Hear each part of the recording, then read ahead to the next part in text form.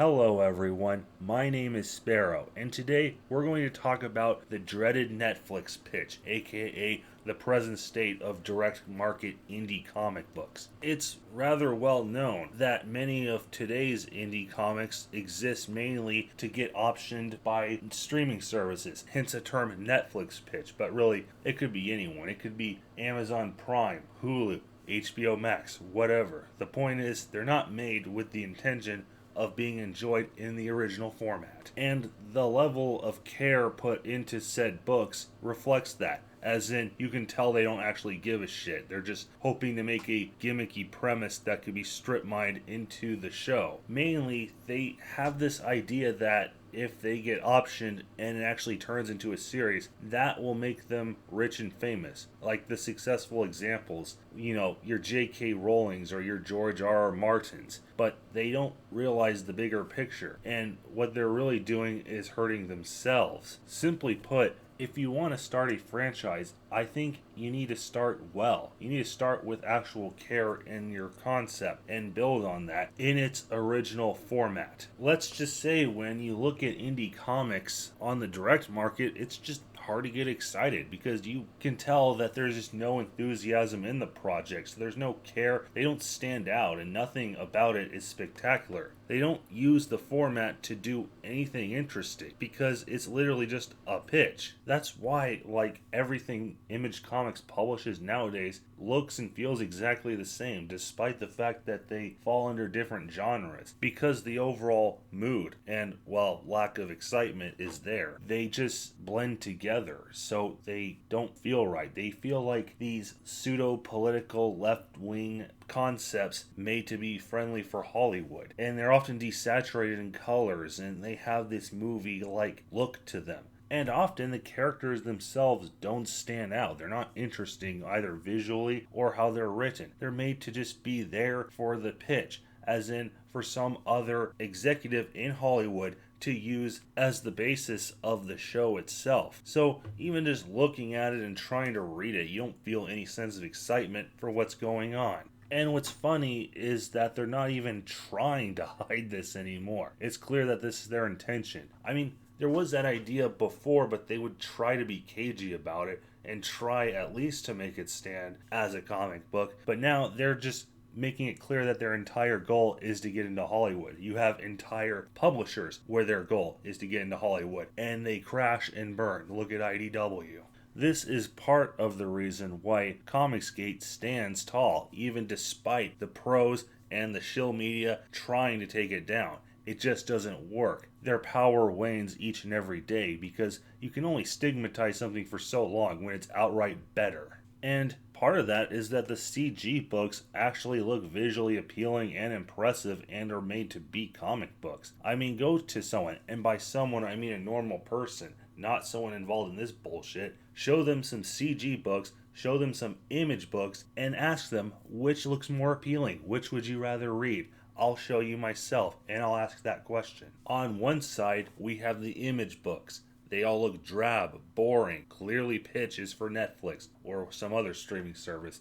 And on the other side, we have the CG books. They look cool. You actually want to read them. They embody everything that's about comic books. And they are of different genres too. Yet they stand on their own. So they actually feel like comic books. And that is why CG gets bigger and bigger every day. While the old indie scene and, the old comic book industry in general is basically dead. And as it turns out, this whole game of getting into Hollywood is very self-destructive. They really are selling themselves short, trying to chase a dream that they'll never reach. And even if they get it, they won't like it. Because as it turns out, it won't make them rich and famous like they think. They're just going to adapt a comic book that no one likes, that didn't sell well, but it has a premise, so they'll throw you a little bit of money. Not much, like a full year's salary for 3, 4, 5 years of work. And then they'll make money off of that. The real money will be made by the executives, not the people who came up with the original concept.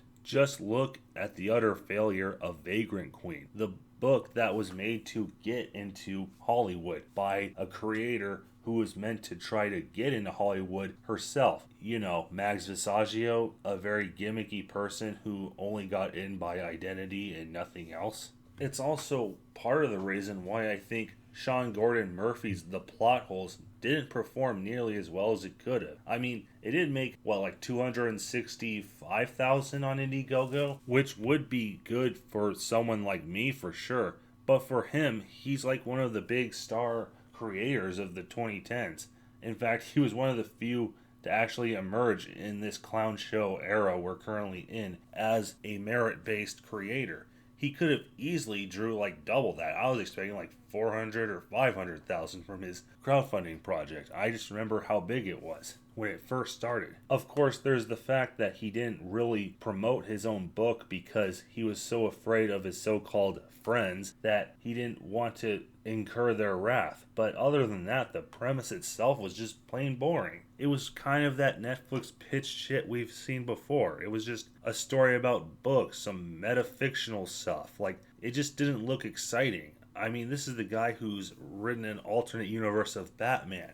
This would be the perfect opportunity to provide your own original take on comics, likely superhero, at least something that really fits what makes something a unique comic book. Not this Netflix bait shit that we're so used to at this point that we're all tired of. So naturally, we just don't feel any enthusiasm for it. The enthusiasm died after a day. Really, the same could be said for Scott Snyder's Noctera. It's just like the Netflix shit we've always been seeing. Well, it's also getting published by Image after the crowdfunding. It's just not fun to look at. This is like the best the pros can come up with, and that's why they're losing ground to people they should be dominating by all logic. There's a saying about putting the cart before the horse. It basically means don't try to rush into the payoff, but actually build your way up to it first. If you want to build a franchise, start from square one. Start small and work your way up from there. And actually give a shit about what you're doing and not what you hope to do in the future. I think Splotto Comics by your boy Zach is a perfect example of it. The company as a whole is essentially Richard C. Meyer's vanity label, and he certainly doesn't get any help from our evil press. But who even cares about them at this point, right? And yet, he's built a massive following of his own, and people are actually excited for things that he does. He started small with Jawbreaker's Lost Souls, and once that proved successful, he came back with Iron Sights, and then he did God King, and then he came with Iron Sights 2, and now he did Expendables. Yeah, he got licensed for that. And now he's doing a new franchise with Impossible Stars, and he has more in the pipeline. You just want to know what he comes up with next, because first of all, he's actually a likable person, and second, the stuff he does create is exciting. It actually really feels like a comic book for normal people. And the fact that I even have to praise him for that when it should just be, standard, reflects badly on the current climate we're in, where everything is insane and upside down. And he did this just by starting small. I mean, Jawbreakers was a big success because it gave the readers what they want, even despite the shill media and the comic bros' best efforts to try to make it look like some kind of neo-Nazi book or something. And then he just continued from there. And he did it simple. He focuses squarely on the comic books. He doesn't try to get into Hollywood because it's a dead end. But the biggest takeaway is that he actually cares about making good stories. I mean, I remember he actually canceled one project that was underway called Flashbang because it felt too much like a TV pilot. And you just know, all by itself, that makes him different from the pros. And it's not exactly a big secret that many of these pros working in the industry really hate comic books. They hate the characters, the universe, and even the fans most of all. So they see this as their goal to get into Hollywood because they don't even want to be here at all. And considering how much enthusiasm they have for what they're working with, well, let's just say it tends to bode badly for what they put out. And it's really funny how they try to label CG as the hate group when they're really the most hateful people of them all. If they really want to see who the hate group is, well, the mirror is right there. Look in it. Overall, I think the window for these creators trying to get into Hollywood using comic books as the bus stop, as your boy Zach would put it, has ended. mainly because of a little flu going around that has effectively killed the comic book industry, which was already on its last legs to begin with as a whole. As I've said before, I consider the old industry essentially dead, and what we're seeing the remnants of is what remains. Now would be the best time to get into the crowdfunding game, because I predict by this time next year it'll be very crowded and very hard to compete if you're a newcomer with nothing to your name, or alternatively are a far left psychopath who has effectively burned all of their bridges right before they needed it the most, which naturally means that all the SJWs, well, they're going to have a very, very tough time, which is why they've stigmatized crowdfunding so much, to try to keep people away from it, hoping in vain they could actually gatekeep crowdfunding as a whole and prevent their collapse.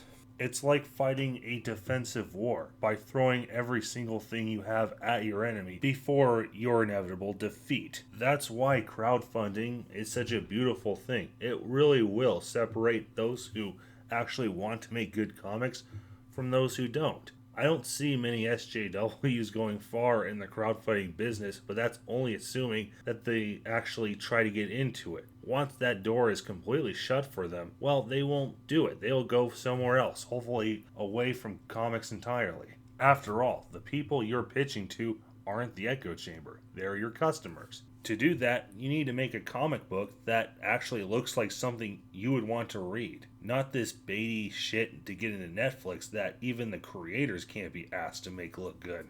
Just the idea of using comics exclusively as a platform to get into Hollywood, well, it just seems like a disservice to everyone involved, including the creator. Because it's clear they don't want to be here, and no one wants to read it. Everyone suffers as a result. If they really, really want to get into Hollywood, become a screenwriter. And if you're going to make comics, then that should be your number one priority. Otherwise, there's just no point to it, and you'll suffer as a result. Anyways, that's all I have on this subject for now. This is Sparrow, signing off.